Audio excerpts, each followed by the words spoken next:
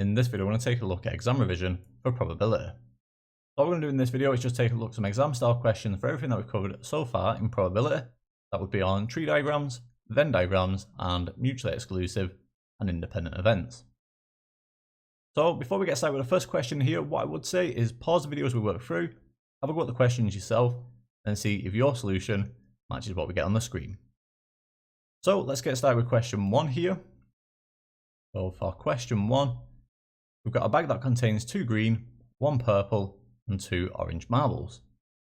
Now we're told that 2 marbles are chosen at random without replacement, and this is important, so let's just highlight this here.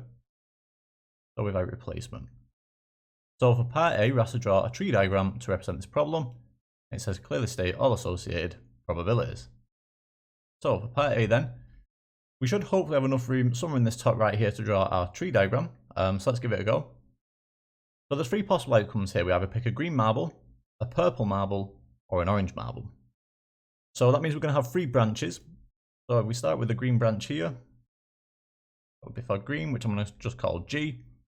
For the middle branch here, that'll be for purple. That's for purple.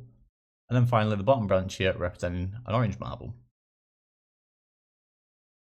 Okay, and I'm going to call that O. Now, what I need to do here is give the associated probabilities. So in total, we've got 5 marbles. 2 green, 1 purple, and 2 orange. So each of these probabilities here will be out of 5. So that's out of 5, that's out of 5, and that 2 is also out of 5. So the probability of getting a green marble here, well, that would be 2 out of 5. There's 2 green out of 5 in total, so that'd be 2 out of 5. For purple then, well, there's 1 purple out of 5 in total, so that'd be 1/5 or 1 over 5. And then for the orange marbles here, well, there's 2 orange, so again, just like we saw for green, that will be 2 over 5. Okay. Now, if there's 2 marbles here that are chosen at random, or taken at random here, then what I need to do is do another 3 branches from each potential outcome here. Okay. I have 3 up here, so that's green, purple, and orange. That's G, E, O. For purple here, we'll come back to that in a moment. Now for orange, again, we'd have 3 branches. Something that looks like that. So again, this will be green, this will be purple, and this will be orange. Okay.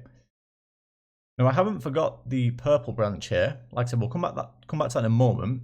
But for now, let's give the probabilities here of green, purple, and orange, and green, purple, and orange here.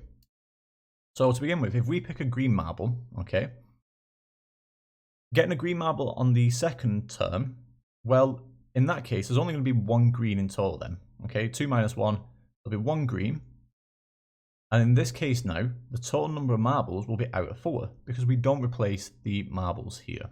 Okay, so that's out of 4. And obviously these 2 probabilities here, the actual potential here for the numerator, that number in the numerator I should say, will just remain the same. Obviously my denominator here reduces by 1. So that'd be 1 over 4. And then for orange here again, that would be 2 over 4.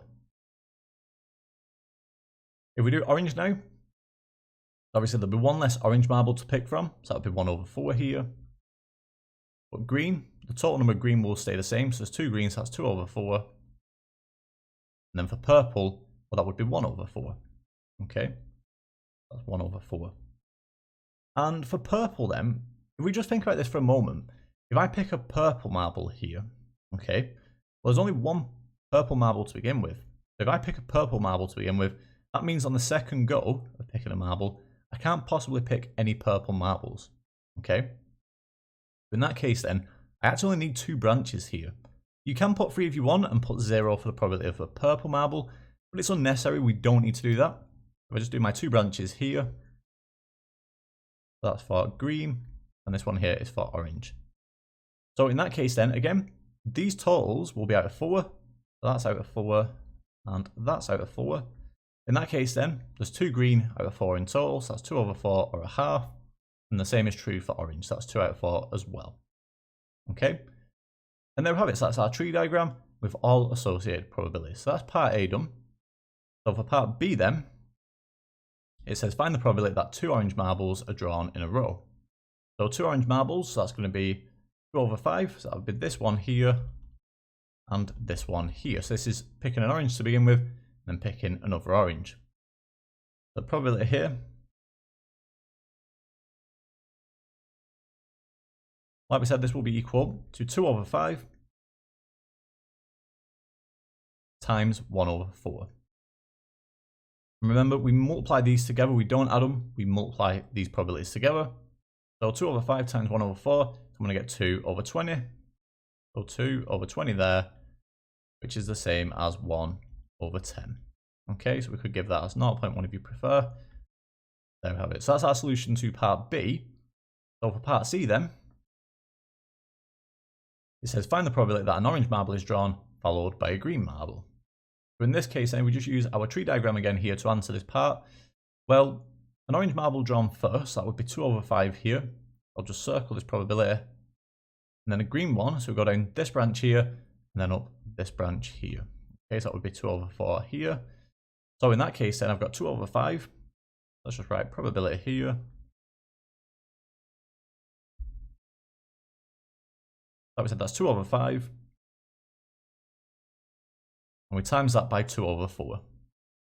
Times by 2 over 4. So in this case, I'm going to get 4 over 20. So 4 over 20. So 4 over 20, and that would be 2 over 10, or 1 over 5. Okay, so I can give my probability here as 0.2. And there we have it. So that's the solution there to B and C. Obviously, part A is up here, our tree diagram. So there we have it. So that's our solution to question 1. So if we move on to question 2 here, we've got the events A and B, such that the probability of A complement is 0.4, the probability of B is 0.45, and the probability of A union B is 0.9. So for part A here, we're asked to find the probability of A intersection B. The probability of A intersection B. So how do we answer this question here? Well, the first thing I'd do here is, rather than having the probability of A complement, I'd just find the probability of A.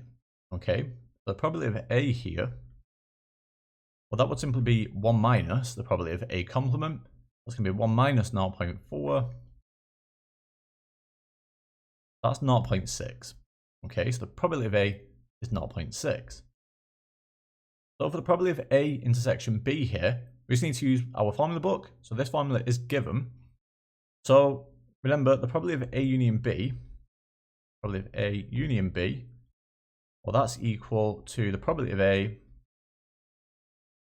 plus the probability of B minus the probability of A intersection B.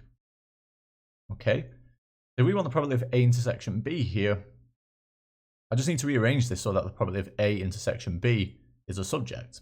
Okay, therefore, probability of A intersection B, that would be the probability of A plus the probability of B minus the probability of A union B. So pretty similar. Basically, we're just switching these and these around. So probability of A plus the probability of B minus, like we said, the probability of A union B. Okay. Like I said, remember this formula here, so this one here, is given in the formula book. Obviously, I can just simply rearrange that and put that in terms of the probability of A intersection B. So obviously, we already have the probability of A. We've just found that here. That was 0.6. Probability of B, that's 0.45. And the probability of A union B is 0.9. So therefore, the probability of A intersection B, that's going to be 0.6 for the probability of A, plus the probability of B, which is 0.45, and then minus the probability of A union B, which is 0.9. So minus 0.9 there. So 0.6 plus 0.45, so that's 1.05. Oops, 1.05 minus 0.9. What I get here then is 0.15. Okay, so the probability of A intersection B here, write down one more time, that is 0.15. Okay, that's our solution to part A. So for part B then, it says draw a Venn diagram to represent the events A and B. So what I'll do is I'll do it underneath here. We should have enough room. So I just about squeeze my Venn diagram on here. Remember, it doesn't have to be perfect, but we've got two events here. I've got A and B. That's my event A. And that's my event B. Okay, so I've got A here, and I've got B. So, where do we begin with here? Well, we know the intersection, that's 0.15. So remember, we always start from the intersection and work out. Now, it does help if you do your Venn diagram a little bit bigger than I've done here, but that's 0.15 there in the intersection. So, we know that the probability of A is 0.6. The probability of A is this part here plus the intersection here. So if the intersection is 0.15, that's going to be 0.6 minus 0.15. That means this part here will be 0.45. Okay. We now do the same here because we know the probability of B is 0.45. In other words, 0.45 minus the intersection here of 0.15 would give me 0.3.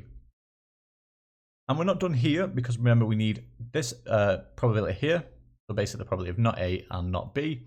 But in that case then, that's going to be 1 minus these three numbers here, these three probabilities. So 1 minus, so if I do that over here, 1 minus 0.45 plus 0.15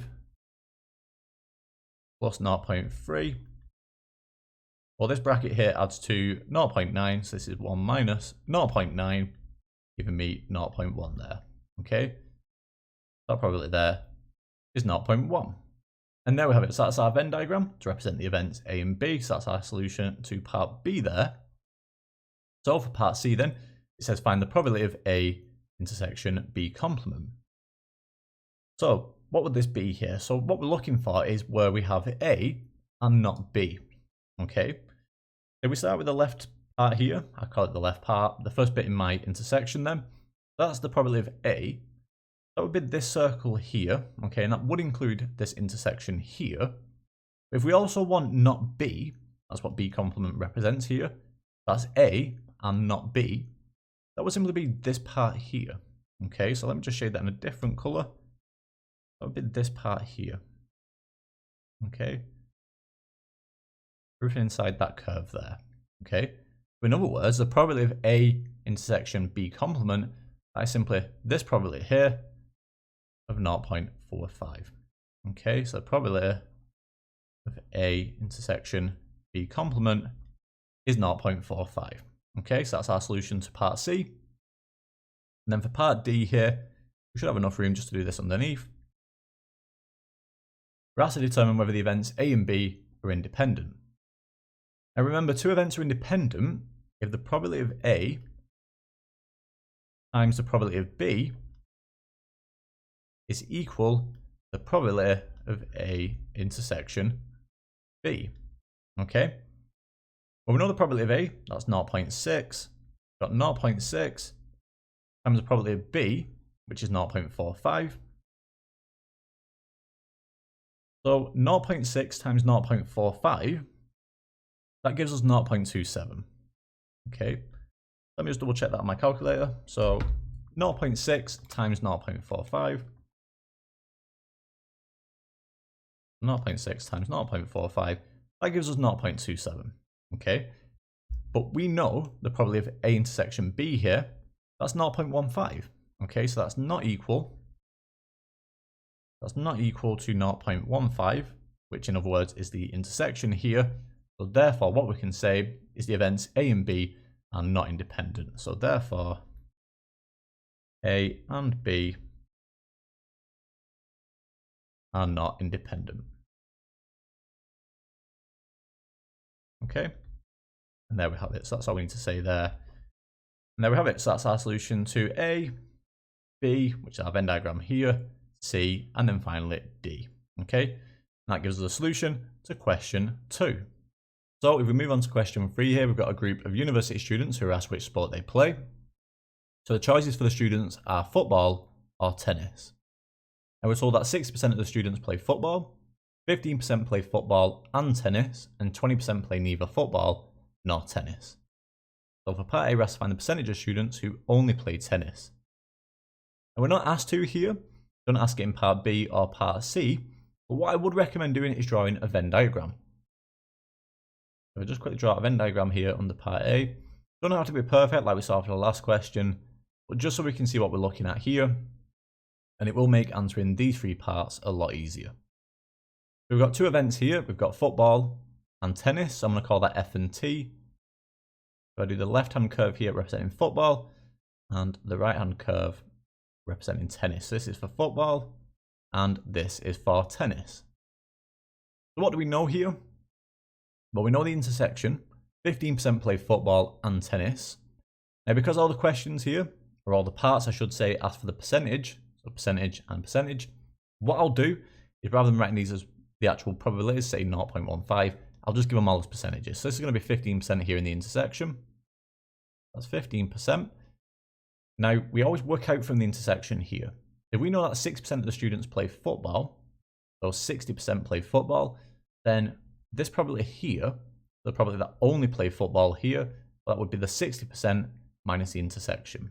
So 60 minus 15, that gives me 45% there. That's 45%. Now, this one we can't work out just yet, but we do know that 20% play neither football nor tennis. That would be down here. Okay, that's outside my two events here. So finally then, work out this percentage here. In other words, part A, the percentage of students who only play tennis. So that's going to be this probability here, plus this probability here, plus this probability here, which we don't know. We'll just call it X for now. Plus this probability here. We can subtract that from 100. Okay, obviously these must just sum to 1 or 100%. So in other words, I'm going to do 1. It's up to you, you can either do it as 100 minus 45 minus 15 minus 20. Let's just do it as like that, since we've done them all as percentages here. So 100 minus 45 plus 15 plus 20. Okay, that's going to be 100 minus, so 45 plus 15 is 60, plus the 20 gives me 80, so 100 minus 80, and I get 20% there. Okay, so this X here, that would be 20%. Okay, so if I just replace the X here with my 20% here, and there we have it. So that's our solution to part A. So the percentage of students who only play tennis, that probability, we just pull it from the Venn diagram here, that will be this probability here. This is the percentage of students who only play tennis. Obviously, this intersection here would imply that they also play football as well. We just want that 20% there. So the probability is going to be, or I should say the percentage, right, again, the percentage here is 20%. Okay, that's our solution to part A. So for part B then, we have to find the percentage of students who don't play football. So who don't play football. So again, all we do here is we use our Venn diagram. So straight away, this 20% will be included. They don't play football or tennis, so that would include those people. So this probability here, or percentage I should say, I'm too used to working with probabilities, so the percentage here, that's going to be 20%. And then what else do we have here? Well, that would also be these people that we just worked out here. Okay, these people only play tennis. Anyone else is playing football as well. Okay, so that's going to be 20% plus 20% there. So two lots of 20%, that would give us 40% there. Okay, so the percentage of students who don't play football is 40%. So that's the solution to B. And then for C here, we have to find the percentage of students who don't play tennis. So the percentage of students that don't play tennis, well, again, just use our Venn diagram here. Looking at the Venn diagram, again, straight away we include this 20% here. That's going to be 20%. And again, that would be this probability here now, or this percentage I should say, because that's the percentage of people who only play football. So that's going to be 20% plus 45%. So 20% plus 45%, that gives us 65% there. Okay, so the percentage of students who don't play tennis is 65%. That gives us the solution to part C and the solution to question 3 overall. And finally, if we take a look at the very last question here, we've got a number of year 10 and year 11 students, and they're asked on their main method of transport to school. So the students have a choice of walk, so they can walk to school, they can cycle to school, or they can use a car. In other words, they're driven to school. So what I've got here is a partially completed two-way table. So for part A, we're asked to complete this table. So we just need to identify what we can fill out here. So I can find this value here within this row. So we know the total, we know these two values here, so we can work out this remaining value within this row. That's going to be 27 minus 12 plus 5. So 12 plus 5 is 17. So 27 minus 17, that would give us 10 people here. We can now work out this value here within this column. So it's going to be 8 minus 5, that will give us 3. We can now work out this value here within this row. So that's going to be 23 minus 15 plus 3. So 15 plus 3 is 18. 23 minus 18 would give us 5. And then finally, we can work out these two remaining values now within each column. So this value here would be the sum of 10 and 5. That's going to be 15 people in total who use a car to get to school. And we can do the same here for the number of students who walk. That's going to be 15 plus 12. That would give us 27 there. So we can also just double check whether everything makes sense here, whether everything adds up. So 15 plus 8, that's 23, plus 27 gives us 50, perfect. Obviously these two totals already add to 50, and then if you double check each row here, you'll find that it adds to the correct total, okay? So that's perfect, everything adds up fine there for part A. So for part B then, we're asked to note two events that are mutually exclusive. Remember the definition for mutually exclusive here, this will be two events that can't happen at the same time. So I can't be in year 10 and year 11 at the same time. So that would be the most obvious choice here, I think, for two events that are mutually exclusive. So I'm going to say year 10 and year 11 there. Okay. And there we have it. So that's all I'm going to put there for part B. It would simply be 1 mark there. That would be absolutely fine. For part C then, we're asked to find the probability that a randomly selected student is in year 10 and walks to school. So we just need to find here from our table which value here would correspond to that selected student. So to begin with here, they're in year 10. That must mean they're in this row here, okay? And they walk to school. So in year 10 and walk to school, well, it must be this value here, okay? This is for the number of students who walk and are in year 10. So we're looking for the probability here. There's 12 students who walk and are in year 10. The probability here, that's going to be 12. And this will be out of the total number of students. That's going to be 12 out of 50. Because there's 50 students in total. And we can easily find this probability here by just doubling each of these. So we have a denominator of 100. This is the same as 24 over 100, which is 0.24 there. Okay, that's simply our solution for part C. That's 0.24. And then for D here to finish with, we're asked to find the probability that a randomly selected student cycles to school. So what we need here is the cycle column. This is the number of students that cycle. Now we're not bothered about what year that student's in. We're not bothered whether they're in year 10 or year 11. We're just looking for the total number of students that cycle. That will be 8. There's 8 students out of 50 in total. So again, if we just double my numerator and denominator here, that's the same as 16 over 100. And that will give us 0.16 there for our probability. Okay, so the solution to part D there, the probability is 0.16. And there we have it. So that gives us the solution to question 4. And that brings the end of this video on exam revision for probability. In the next video, we're going to take a look at an introduction to probability distributions.